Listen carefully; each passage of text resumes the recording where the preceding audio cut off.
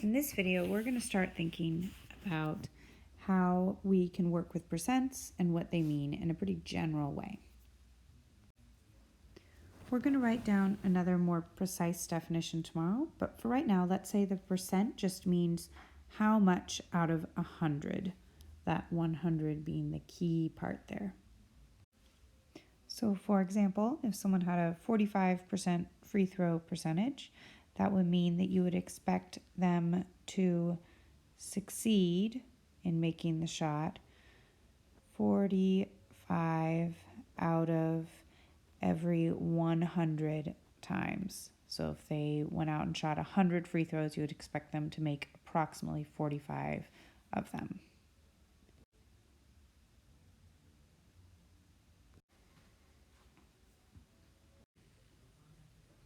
I always like to start explaining percents by looking at a hundreds grid. So I have drawn a square here that has 100 pieces of my grid in it. So I'd like you to do the same thing on your paper. You should be using graph papers, so just go 10 by 10 and make a grid.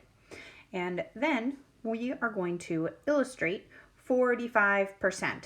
So how many of those 100 boxes should be shaded in to show 45%? Let's go ahead and do that in red if you have that color available. So we're going to show 45 out of 100, and that means I need to shade in 45 squares. So I know that each line is 10, so I'm going to do 1, 2, 3, 4, and then 5 more. 1, 2, 3, 4, 5. So that my hundreds grid now shows 45% in red. What if I wanted to add in blue another 3%? How much would that be? Well, that should be 3 out of 100. So that'll just be 3 more squares. All right, let's practice a little bit more, this time not using a hundreds grid. So it's important to remember that percents are just a special type of ratio where the denominator is always fixed at 100. So let's go ahead and just convert some percents into ratios and back and forth. So if you had 13%, that would be the ratio or fraction 13 out of 100. And if you had the ratio 29.5 out of 100, that would be 29.5%. Go ahead and fill in the 2 blank spots on your own.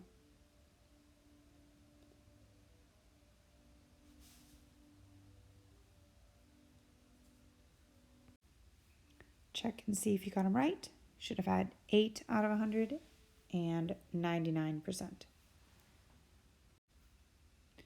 So then how do you find a percent if it's not already given to you out of 100?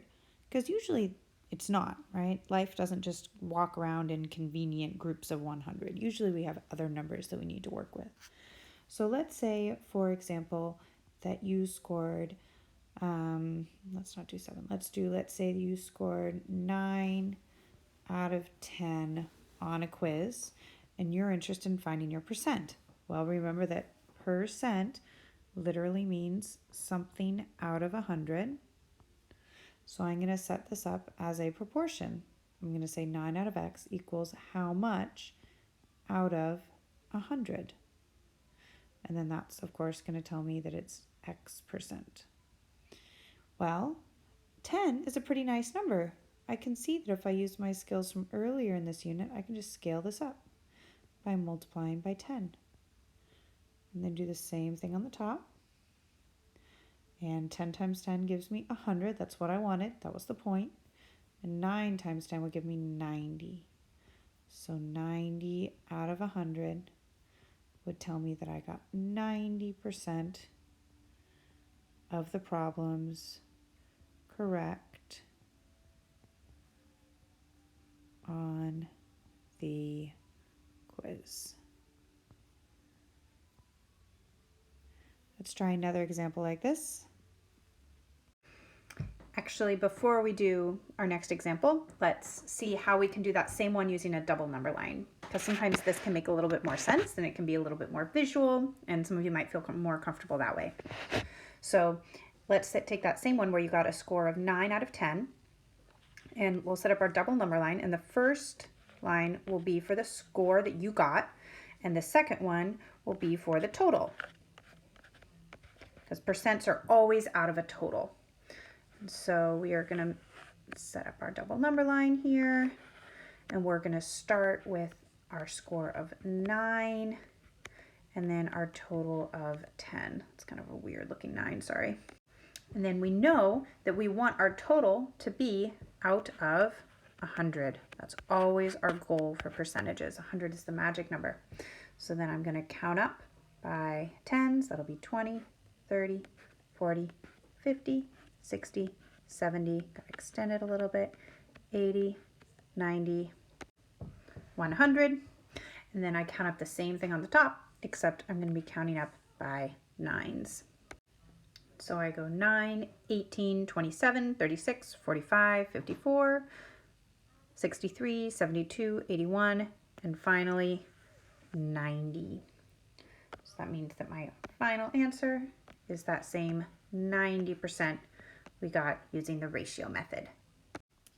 So let's start with a little review. Go ahead and pause, and if you know how to do this, do it now. So a student answers 14 out of 20 questions correctly on a quiz. What percent did they get correct? So let's turn this into our ratio where we have a part to the whole equals the percent out of 100. And let's identify what our different parts are.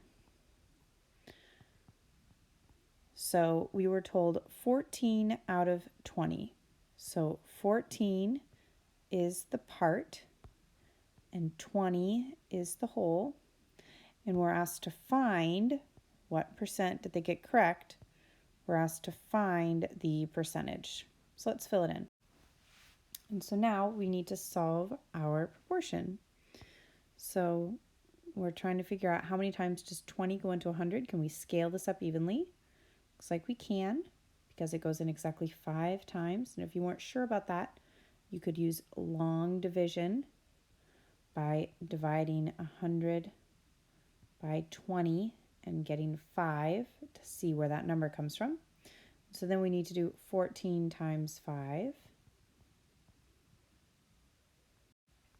which gives us 70.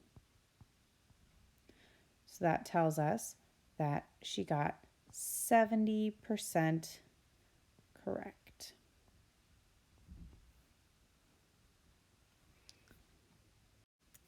Later this week, we're going to learn another method for solving this sort of problem, where you're given the part and the whole and you're asked to find the percent. But often this is the quickest way. Sometimes there's another way that we're going to learn about too, but this is always going to work. Okay, and now for your practice problem. Let's say that our dear friend Toby broke 2 out of his 25 pencils. What percent of the pencils are broken? Make sure to show your work using a ratio, even if you think you can do it in your head. We will check this problem in class together tomorrow.